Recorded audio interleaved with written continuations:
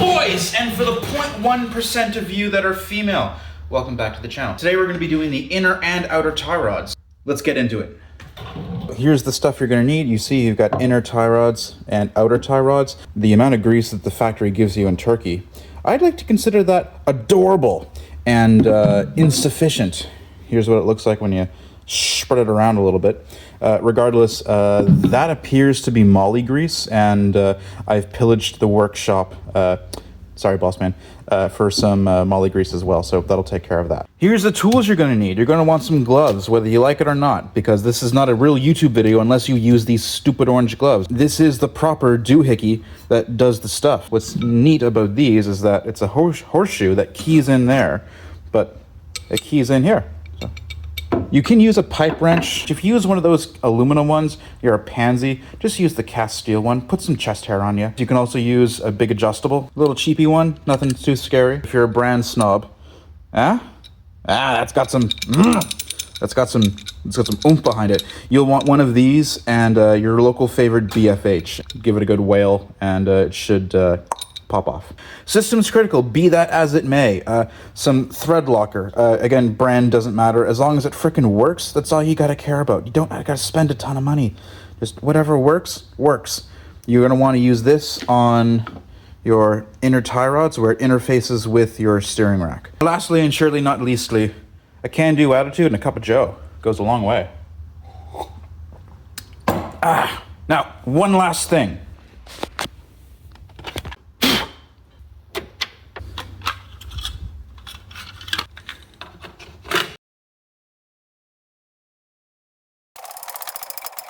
Welcome to the underside of the Forester. I'll be your host, NSUGS. What we've got here is your front cross member. You got your bellows for your power steering lines, yada yada yada, jacking plate, engine sump. Not to be confused with the two, or for that matter, even transmission pan. What you're going to want to do is snip that Oetiker clamp there, get that off. You're going to have a one of those hose clamps there, just your regular, like a linesman or bullnose plier. Peel that off, you're fine. You'll want to reuse that one.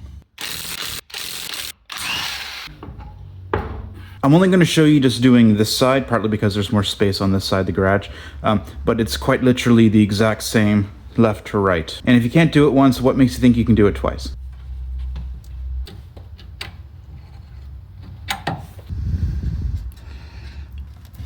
There we go. Oh, come on, you. To get the bellows here off, just take your flathead screwdriver and give a little pry. And it's at this point now you're going to discover very quickly if your rack seals are leaking, because by now you'll be soaked in steering fluid, which quite often is ATF. A good bit of grunting later and your bellows is off, and you can see there is where you want to be. Worth noting that if your bellows is cracked or is split anywheres, they're cheap. Just replace them. Your bellows is directly responsible for keeping this joint here clean, which ultimately, you know, affects the longevity of this. Believe me, you don't want to be doing this more than once. It's not a fun job, and it's kind of pricey if you get a shop to do it. Lucky here, we're all about that sweat equity, huh? Find your cotter pin. Oh, gross. What are the chances this is the original one? Let's test the shear strength of a cotter pin.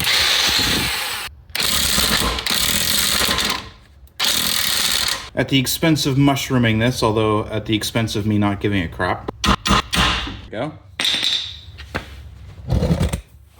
Now, for those curious, you know, you should be able to leave your tie rod just about anywhere. So that's good and proper worn out. And as for your ball joint, like, that's no touche pas, my friend. Pardon me, I'm getting excited again. I'm skipping steps. You need to crack your jam nut here so you can separate the inner tie rod from the outer tie rod to get the bellows out, to get your tool to get the inner tie rod in. Da, da, da, da, da, da, da.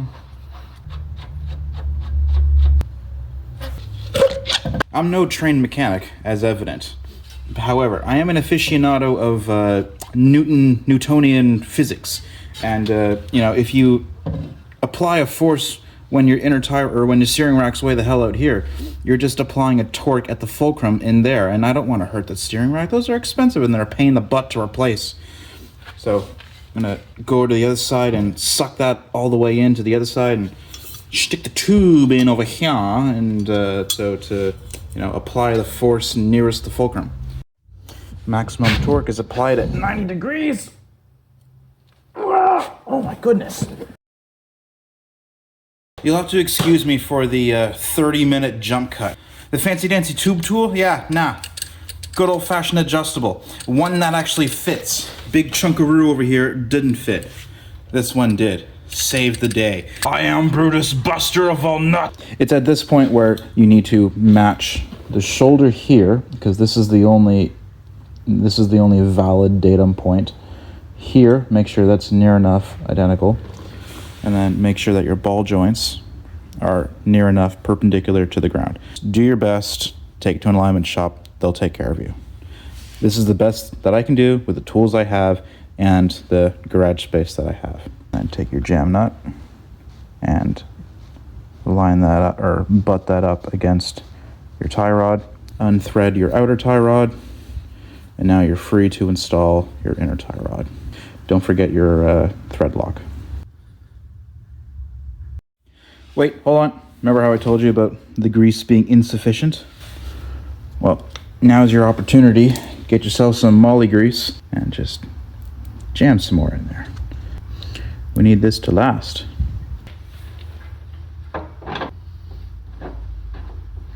Now that is how a tie rod should be. Nice to meet you. Howdy do. Next step. Ah, scheisse. Horseshoe first. You have to crawl under, put the horseshoe on, then get your tool, and then there's a little lock collar on the side of the tool where you can lock it in place. Ah, click! Click! Ah.